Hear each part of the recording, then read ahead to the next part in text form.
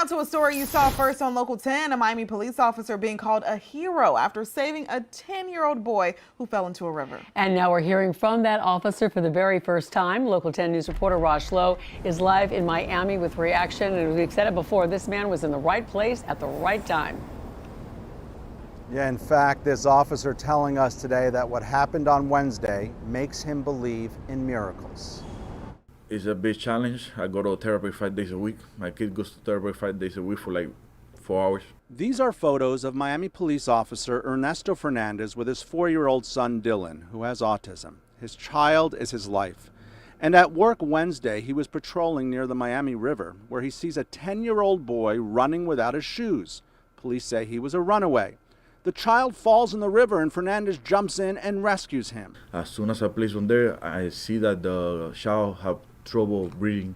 That's when I put my left hand behind his back and I gave him like a couple of blows to his belly and water came out of his mouth. But that is the beginning of the story. There is a moment in the rescue which really hits home for this officer. I placed on top of the seat of the boat that was there, and that's when he gave me a kiss on my mouth. At that point, I knew he was autistic because that's something that my child does. That's like a moment of thank you when you do something for them. And my son is also autistic. At that moment, Officer Fernandez had two worlds that collided. Here he is at work, but his work mirrored his home life. He thought about Dylan and he thought about how the universe aligned to have him driving down the very street where a nonverbal child would be running. I think about my son, I think about him, and that I was there for them. The child was able to say thank you with that kiss. We are told his family arrived in tears full of gratitude.